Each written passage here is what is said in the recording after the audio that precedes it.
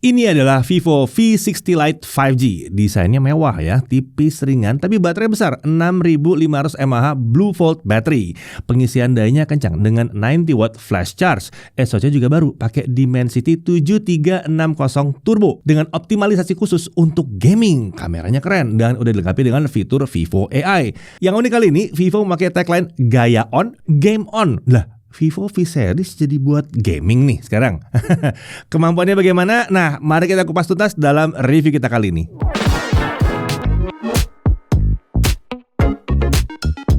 Oke, Vivo V60 Lite 5G tentunya ini adalah penerus dari V50 Lite 5G yang udah rilis di awal tahun 2025 ini. Nah, buat yang belum tahu, Vivo V Lite series adalah hal ini smartphone mid-range dari Vivo dengan penampilan dan beberapa fitur yang mirip dengan seri V yang ada di atasnya, tapi dengan harga yang jelas lebih terjangkau. Nah, kalau mengenai V60 Lite ini, mungkin ada yang bertanya, ini Vivo kok keluarin V60 Lite padahal perasaan belum lama ada V50 yang baru rilis ya. Nah, kalau dilihat siklusnya, V Lite series ini punya siklus di kisaran 5-7 bulan sekali hadirnya. Jarak perilisan dari V50 Lite 5G dan V60 Lite 5G aja ini cuma sekitar 5 bulanan. Jadi jangan kaget kalau kalian beli di bulan ke-5 atau ke-6 setelah peluncurannya, tahu-tahu ada versi baru. Karena memang rancangannya seperti itu. Nah, meski jarak perilisan antara kedua smartphone terbilang singkat, tapi ada beberapa peningkatan nih yang dihadirkan di Vivo V60 Lite 5G. Kita akan bahas, tapi tentunya kita mulai dari paket penjualannya dulu. Di dalamnya kita mendapatkan unit V60 Lite 5G dengan screen protector yang langsung terpasang. Lalu tentunya ada chargernya. Ini charger 90 watt flash charge. Lalu ada kabel USB A to C, ada case transparan, SIM tray ejector dan paket dokumen. Nah, smartphone ini hadir dengan desain yang serba flat, baik di sisi depan, samping, dan belakangnya. Sedangkan untuk tepi frame HP ini dibuat melengkung. Modul kameranya punya desain yang baru ya. Kalau dilihat-lihat, desain modul kameranya sekarang mirip sama V60. Secara tampilan, menurut kami ini udah terlihat cukup premium. Nah, smartphone ini hadir dengan 3 pilihan warna. Ada Vibing Blue, ada Vibing Black, dan Vibing Pink seperti yang saya pegang ini ya. Warna satu ini terlihat manis ya, bakal cocok nih buat kalian yang suka warna-warna cute seperti ini. Bodi samping dan belakang smartphone ini terbuat dari polikarbonat. Untuk dimensinya tinggi 163,7 mm, lebar 76,2 mm. Nah, untuk ketebalannya, untuk warna Vibing Pink itu tebalnya di 7,69 mm, sementara dua varian yang lainnya itu ketebalannya di 7,59 mm. Nah, untuk bobotnya ada di 197 gram. Meski desainnya tergolong tipis dan ringan, tapi smartphone ini punya sertifikasi SGS 5 Star Full Device dan Military Grade Impact Resistance. Jadi, smartphone ini diklaim tahan jatuh dari ketinggian 1,5 meter tanpa casing atau 1,7 meter kalau dengan casing. Nah, buat IP rating, smartphone ini punya sertifikasi IP65, berarti dia kedap debu dan tahan cipratan air bertekanan rendah dari segala arah. Kalau klaimnya Vivo sih, V60 Lite ini bisa tahan air hujan sampai 12 jam. Jadi kalau nggak sengaja kehujanan masih aman. Tapi ingat ya, ini bukan berarti HP-nya aman dicelupin dalam air atau sengaja diajak berenang. Nah, meskipun punya banyak sertifikasi ketahanan, bukan berarti kita bisa pakai smartphone ini secara sembrono juga. Misalnya ditaruh secara seenaknya atau disiram air terus-menerus gitu ya. Atau mungkin habis makan diikutin cuci tangan bareng sama kita. Jangan seperti itu ya. Serangkaian sertifikasi tadi hanya bagian dari standar pengujian pabrik supaya smartphone-nya itu tidak mudah rusak. Jadi jangan sengaja dirusak. Nah, sekarang mari kita lihat ada apa saja di sekeliling bodi smartphone ini. Di kanan ada tombol power, tombol volume up and down. Lalu di atas ada mikrofon, ada grill speakernya. Di sisi kiri ini kosong ya. Di sisi bawah ada slot untuk dual SIM card, lalu ada mikrofon, port USB-C, dan grill speaker. Slot SIM card ini bisa mendukung dual SIM card tanpa dukungan microSD ya. Nggak ada dukungan eSIM juga di sini. Nah, untuk audio, smartphone ini sudah pakai stereo speaker. Jadi saat dipakai dengerin lagu, suara yang dihasilkan sudah cukup lantang meskipun separasi audio bukan yang super rapi ya di sini. Nah, sini juga ada audio booster 200% dan 400% supaya suaranya lebih lantang lagi. Saat dicoba memang keluaran suaranya jadi terasa lebih lantang, tapi memang kualitas audionya jadi turun ya. Sebaiknya ini memang dipakai bukan buat nonton atau buat dengerin musik, tapi ini untuk teleponan atau video call di tempat rame saat kita menggunakan speakernya. Nah, beralih ke sisi depan, ini adalah layar 6,77 inci AMOLED, resolusinya Full HD+, 2392 x 1080 pixel. Secara default, refresh rate diatur ke Smart Switch. Di opsi ini, mayoritas aplikasi akan berjalan di 90 Hz dan turun ke 60 Hz kalau tidak ada aktivitas di layar. Nah, kalau mau merasakan refresh rate lebih tinggi di banyak aplikasi, atur refresh rate ke 120 Hz di menu Settings. Ada juga opsi refresh rate 60 Hz kalau dibutuhkan. Nah, saat dicoba untuk penggunaan di dalam ruangan, brightness maksimumnya ada di 641 nits. Lalu untuk simulasi outdoor, dia bisa mencapai 1374 nits. Nah, di sini ada 3 mode tampilan warna. Secara default, mode warna diatur ke standar. Lalu ada 2 mode lain, yaitu professional dan bright. Di mode standar, gamut coveragenya ada di 96,3% DCI-P3 dan gamut volume di 103,3% DCI-P3. Lalu untuk mode profesional, ini arahnya lebih ke 100% sRGB ya, dengan gamut coverage di 95,5% sRGB dan gamut volume di 100,1% sRGB. Nah, yang satu ini bakalan cocok kalau kita mau pakai buat ngedit-ngedit konten. Kalau mau tampilan layar itu sangat berwarna, kita bisa atur ke mode bright. Di mode ini gamut coveragenya di 97,4% DCI-P3 dan gamut volumenya dilepas ke 111,6% DCI-P3. Nah, untuk bezelnya, V60 Lite diklaim punya screen to body ratio di 94,2%. Kalau dilihat, bezel smartphone ini memang sangat tipis dan hampir simetris di keempat sisinya. Lalu kita lihat ada earpiece di bezel atas layar. Dan di bawahnya ada kamera selfie 32 megapiksel yang ditempatkan di punch hole area tengah atas layar. Bukannya f2.45, field of view 72 derajat dan ini adalah kamera fixed focus. Perekaman videonya up to 4K 30 fps. Sayangnya di sini nggak ada opsi ya untuk 1080p 60 fps. Beralih ke sisi belakang, ini adalah kamera utamanya 50 megapiksel Sony IMX882 nih sensornya nih. Ukurannya di 1/1,95 inci. Bukaannya f1.79, field of view 79 derajat dan ini adalah kamera autofocus tentunya. Perekaman video up to 4K 30 fps dan 1080p 60 fps juga tersedia di sini. Lalu di bawahnya ada kamera ultrawide 8 megapiksel, bukannya f2.2, field of view 120 derajat. Ini fixed focus, perekaman videonya up to 1080p 30 fps. Di samping kedua kamera itu ada aura light. Ini bukan LED flash biasa ya. Di sini kita bisa atur warna lampu dari putih, kekuningan atau kemerahan. Kita juga bisa mengatur tingkat kecerahannya sesuai dengan kebutuhan. Nah, untuk fitur-fitur kamera dibaca aja. Ini ada banyak banget karena ini Vivo V series ya. Memang specialty-nya ada di kamera juga. Jadi fitur-fiturnya segudang. Oke, untuk spesifikasi internalnya, SoC-nya pakai MediaTek Dimensity 7360 Turbo. Ini adalah upgrade yang cukup signifikan dari V50 Lite yang pakai Dimensity 6300. Sebetulnya Dimensity 7360 itu punya spesifikasi yang mirip ya dengan Dimensity 7300 dengan 4 core performance yang pakai Cortex A78 2,5 GHz dan 4 core efisiensi yang pakai Cortex A55. Yang baru di sini adalah adanya optimalisasi software yang disebut sebagai MediaTek Adaptive Gaming Technology 3.0. Ini diklaim bakal bikin pengalaman gaming jadi makin lancar. Nah, untuk RAM 8GB LPDDR4X, sementara untuk storage-nya 256GB UFS 3.1. Selain yang satu ini juga ada varian RAM yang 12GB dan storage-nya ada di 512GB. Untuk baterai 6500 mAh Blue Volt battery dan chargernya adalah 90W flash charge. Baterainya diklaim punya 24 dimension security protection yang menjamin baterainya punya daya tahan optimal sampai dengan 5 tahun. Nggak cuma itu, ada fitur bypass charging di sini. Mau main game sambil dicolok ke listrik itu harusnya tetap aman ya. Untuk sensor-sensor ada accelerometer, light sensor, proximity sensor, magnetometer dan gyroscope-nya hardware tentunya. Untuk konektivitas ya dia bisa 5G, 2G, 3G, 4G, 5G bisa semuanya. Wi-Fi-nya Wi-Fi 6E. Lalu Bluetooth-nya adalah Bluetooth 5 dan udah support kodek SBC, AAC, aptX, aptX HD dan LDAC atau LDAC juga bisa. NFC-nya pakai NFC multifunction khas Vivo. Selain untuk bayaran, kita juga bisa mengemulasikan akses card langsung lewat smartphone ini. Untuk USB tentunya dia bisa OTG ya. Nah, kalau nanya bisa untuk display output atau tidak, masih belum bisa sayangnya. Ini wajar untuk smartphone kelas mid-range. Untuk sisi keamanannya dia pakai Screen Touch ID dan ada Face Unlock juga. Untuk OS dia pakai Fun-Touch 15 berbasis Android 15. Nah, Vivo menjanjikan ada 3 kali Android update dan ada security patch yang dijamin sampai 5 tahun untuk smartphone yang satu ini.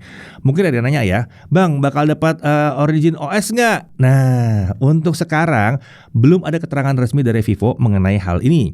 Semoga aja dapat ya, biar kita bisa ngerasain tuh si Origin OS seperti apa sih rasanya di HP yang satu ini. Nah, saat pertama dinyalakan, ada beberapa aplikasi pihak ketiga bawaan yang sudah terinstall di sini. Kalau dirasa tidak butuh, kita bisa uninstall dengan mudah.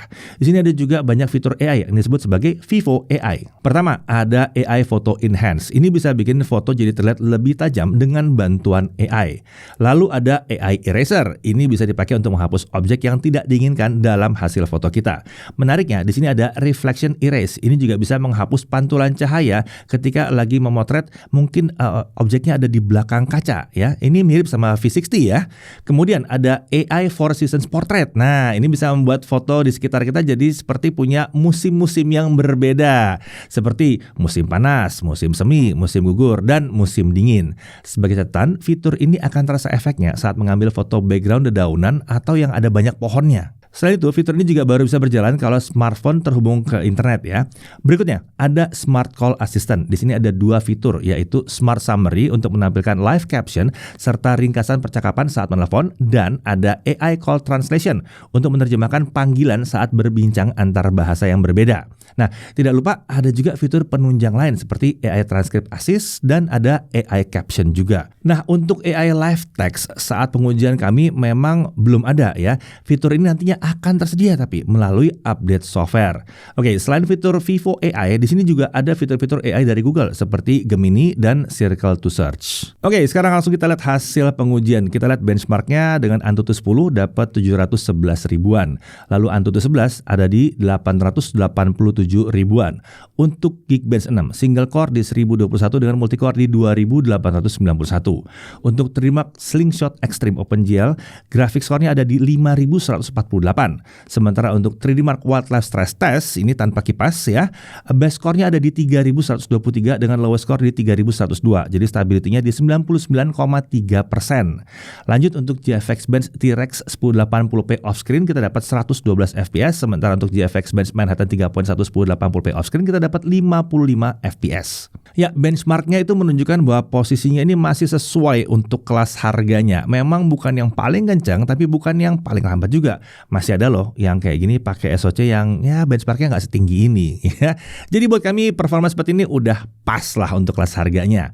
Nah, kita lanjut untuk gaming. Dalam pengujian kali ini kita aktifkan dulu mode boost yang tersedia di overlay game bar. Lanjut langsung kita coba Subway Surfer. Secara default game ini jalan di 60 Hz. Kalau mau refresh rate lebih tinggi, atur refresh rate ke high di menu game bar. Setelah diatur, baru deh kita bisa dapat frame rate di 120 fps karena udah kebuka ke 120 Hz. Lanjut untuk Mobile Legends, setting frame rate yang terbuka itu sampai super atau 90 fps. Tapi kita juga perlu atur refresh rate ke high di menu game bar agar kita bisa menikmati frame rate yang tinggi untuk game satu ini. Nah, saat kita coba settingan grafik tertinggi, frame rate-nya bisa berjalan mulus di 90 fps dengan lancar, baik mau jalan-jalan maupun lagi battle. Ini agak keentengan kayaknya settingannya ya.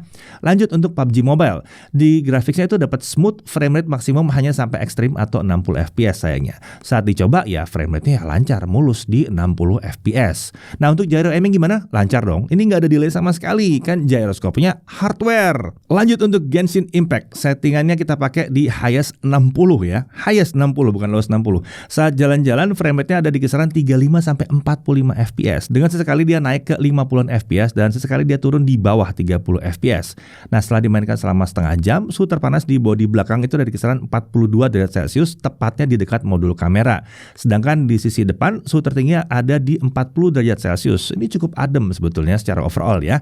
Nah, bagaimana kalau dikipasin? Rata-rata frame rate-nya masih sama di 40-an fps dan beberapa kali juga dia naik ke 50-an fps. Tapi sekali masih bisa turun di bawah 30 fps. Kalau ditaruh ranking-rankingan, smartphone ini bisa dapat nilai A, baik dengan kipas maupun tanpa kipas. Oke, sekarang kita lanjut ke pengujian kameranya. Oke, di tangan saya kali ini sudah ada Vivo V60 Lite 5G. Jadi langsung aja kita lihat kemampuan kameranya seperti apa. Nah, kali ini pengujian kameranya ditemani sama Robin ya. Sama Robin. Jadi dia tuh junior reviewer kita, reviewer baru kita. Masih dalam proses training. Enggak sih, udah kelar sih sebetulnya. Tapi intinya sampel-sampelnya nanti diambil sama Robin. Tapi pembahasannya kali ini masih sama saya. Kedepannya ya seperti biasa, di saat nama Noval udah bisa mandiri, Robin nyusul nih nanti. Oke, tapi kali ini masih saya temenin dulu. Sekarang kita mulai pembahasan kameranya. Oke, selanjutnya kita bahas kamera selfie-nya. Di pencahayaan yang pas, detailnya tergolong oke, ketajamannya juga masih oke. Di pencahayaan yang pas, detailnya tergolong oke, ketajamannya juga oke. Menurut kami warna cenderung pas, saturasinya nggak berlebihan. Dan untuk autofocus, ternyata di sini belum bisa ya. Kamera selfie-nya masih fix fokus, masih wajar untuk kelas harganya. Untuk dynamic range standar aja, area terang masih overexposed, tapi wajah masih bisa ditangkap dengan cukup baik. Selanjutnya kita bahas stabilizernya. Di 1080p 30fps, fitur stabilisasi bisa diaktifkan. Saat dicoba di kondisi terang, guncangan masih belum bisa teredam dengan baik. Lalu untuk 4K 30fps, sayangnya fitur stabilisasinya nggak bisa aktif nih. Jadi video terasa lebih berguncang lagi. Kalau mau hasil rekaman lebih stabil, kita bisa pakai alat tambahan seperti gimbal. Atau bisa juga pakai Google Photos dan kita stabilkan manual seperti ini. Kita lanjut ke kamera utamanya. Opsi resolusi yang terbuka itu bisa sampai 4K 30fps dan 1080p 60fps juga tersedia. Detailnya sendiri tinggi, gambarnya terlihat tajam tapi nggak berlebihan juga. Warna cenderung lebih tinggi saturasinya menurut kami. Untuk urusan dynamic range masih mirip seperti kamera selfie-nya, area terang sedikit overexposed tapi wajah masih bisa terlihat dengan baik. Untuk stabilizer, secara default resolusi video diatur ke 1080p 30fps dan fitur stabilisasinya otomatis aktif. Saat dicoba, guncangan bisa diredam dengan cukup baik. Tidak ada kedut-kedut yang mengganggu atau jitter yang terasa di sini. Lanjut ke 1080p 60fps, hasilnya kurang lebih sama ya. Guncangan masih bisa teredam dengan baik. Begitupun di resolusi 4K 30fps. Stabilizernya bisa bekerja dengan baik di sini. Lanjut ke kamera ultrawide-nya, perekaman videonya terbatas di 1080p 30fps aja nih. Detailnya sendiri lebih rendah dibandingkan kamera utamanya. Ini disebabkan sensor yang digunakan memang beda kelas. Setidaknya di kondisi cahaya yang cukup, gambarnya masih oke. Asal bukan untuk di zoom in atau di crop, ini masih aman lah. Untuk dynamic range, kurang lebih sama seperti kamera utamanya. Area terang masih overexposed, tapi wajah masih bisa cukup terang. Dari segi stabilizer, videonya bisa stabil ya, dan stabilizernya termasuk cukup rapi di sini. Sekarang kita lanjut ke kondisi low light. Noise sudah mulai bermunculan nih untuk kamera selfie-nya, tapi detail masih bisa cukup terjaga. Jadi belum terhitung video yang burik lah ini. Frame rate dapat dipertahankan dengan baik, meskipun di low light tetap bisa stabil di 30fps. Dari segi stabilizer, kita coba dulu di 1080p 30fps. Saat di bawah jalan seperti ini, jitternya masih bisa terlihat ya. Tapi ini masih di level yang wajar. Ini memang salah satu efek samping dari EIS. Di 4K 30fps tidak ada jitter, tapi ini memang karena EIS sendiri belum bisa aktif. Kita lanjut ke kamera utamanya. Untuk 1080p 30fps, detailnya sedikit turun ya. Tapi video masih bisa terlihat dengan jelas, noise juga tidak terlalu kentara. Lanjut ke 1080p 60fps, gambar masih bisa terang, tapi noise jadi lebih terasa sih. Frame rate masih aman, kami tidak menemukan masalah frame drop di sini. Intinya, kamera utamanya ini masih bisa diandalkan untuk kondisi segelap ini. Sekarang kita cek stabilizer kamera utamanya. Kita tes di 1080p 30fps dulu, jitter masih bisa terlihat saat kita coba nih. Ini bikin hasil videonya jadi agak kurang rapi saat di bawah jalan. Di 4K 30fps juga demikian, stabilizernya menurut kami masih belum rapi. Menariknya, di 1080p 60fps, guncangannya bisa teredam dengan cukup baik dan jitter tidak terlalu terasa di sini. Lanjut ke video ultrawide-nya, untuk kualitas gambarnya sih udah jauh menurun ya. Gambarnya juga sudah terlalu gelap, stabilizernya juga belum bisa dibilang yang rapi. Jadi saran kami, ultrawide-nya dipakai di kondisi cahaya yang cukup aja. Lanjut ke fotografi, secara umum, hasilnya sudah tergolong keren ya. Di kondisi terang, hasil foto ketiga kameranya sudah sangat memadai. Tinggal jepret aja, nggak perlu otak-atik settingan lagi. Fitur HDR otomatis aktif ketika mengambil foto, baik di mode standar ataupun mode portrait. Di kondisi pencahayaan sulit sekalipun, smartphone ini masih bisa menangkap background dengan cukup baik. Gambar wajah juga bisa terlihat terang juga, nggak underexpose. Di mode portrait, efek bokeh juga sudah terbilang rapi di sini. Tapi memang perlu diperhatikan, ketika pindah ke mode portrait, kameranya akan otomatis ngezoom kedua kali digital zoom. Ini Vivo seperti mengarahkan foto portrait itu idealnya memang di sekitar 50mm. Di kondisi low light, fitur auto night mode-nya otomatis aktif. Ini bikin shutter speed sedikit delay ya. Tergantung kondisi pencahayaan sekitar juga sih. Sayangnya fitur ini tidak bisa dinonaktifkan, jadi pastikan tangan kita stabil agar hasil foto nggak mudah blur. Dan karena ini otomatis jadi night mode fotonya, hasil fotonya sendiri terang dan detail bisa ditangkap dengan jelas. Ini berlaku untuk ketiga kameranya. Kalau kondisi pencahayaan sangat gelap, kita bisa pakai aura light-nya biar hasil foto jadi lebih terang. Bisa diatur juga warna sama tingkat kecerahannya. Ini perbedaan antara pakai aura light dan tanpa aura light. Nah, sekarang kita bahas fitur-fitur ekstranya. Ada beberapa fitur ekstra di sini seperti slow motion dengan resolusi maksimal di 720p 120fps. Lalu ada fitur Pro Mode. Fitur ini bisa dipakai baik kamera utama maupun kamera ultrawide-nya. Di sini kita bisa atur ISO dari 50 sampai 3200 dan shutter speed bisa diatur dari 1/12.000 detik sampai 32 detik. Lalu ada fitur dual view. Fitur ini menggabungkan kamera depan dan selfie jadi satu frame dengan opsi resolusi hingga 1080p 27 fps. Lalu ada AI 4 Seasons Portrait. Kita bisa ambil foto dengan nuansa 4 musim yang berbeda seperti musim semi, musim panas, musim gugur, dan musim dingin.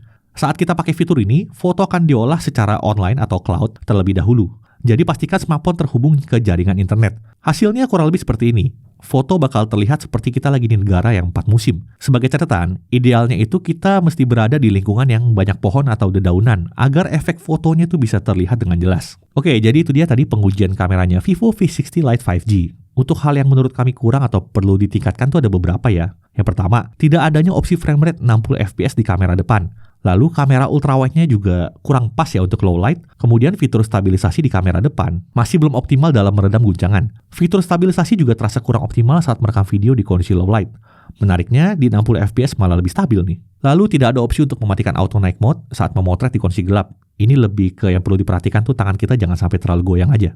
Dari segi kelebihan kameranya, secara umum pengalaman fotografi di smartphone ini terasa asik sih. Tinggal point and shoot aja hasil fotonya udah cakep. Hasil video juga terlihat detail dan cukup stabil di kondisi cahaya yang mencukupi. Di kondisi gelap, fotografinya juga cukup terang tanpa ada noise yang mengganggu. Kalau lagi gelap banget, ada fitur Aura Light yang bisa membantu. Lalu nggak ketinggalan, fitur dari kamera ini juga lumayan banyak.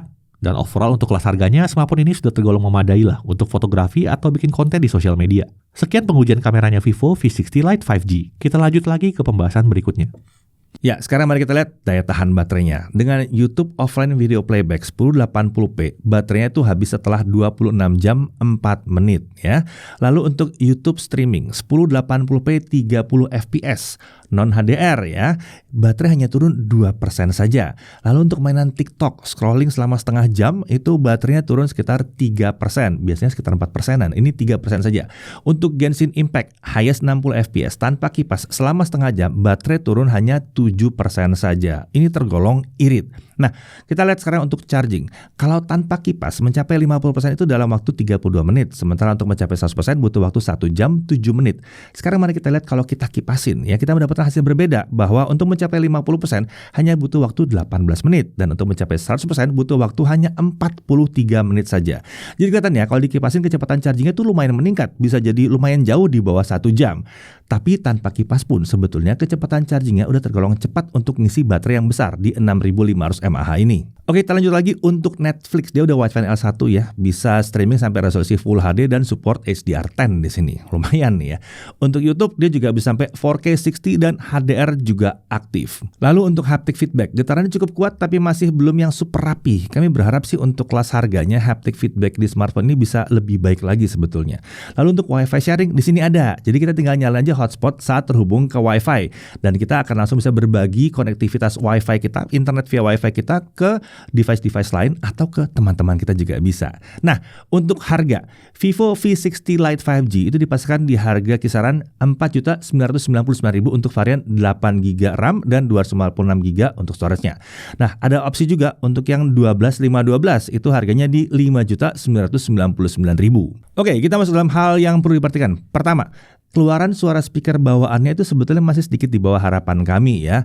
Dan ingat kalau kita naikkan jadi 200 atau 400% itu tidak cocok untuk nonton video atau untuk dengerin musik. Tapi akan sangat membantu untuk kalau kita teleponan gitu ya, pakai speakerphone di tempat yang rame itu berguna. Lalu untuk haptic feedback terasa kurang berkelas sih di sini. Getarannya agak kasar dan panjang, agak kurang rapih ya.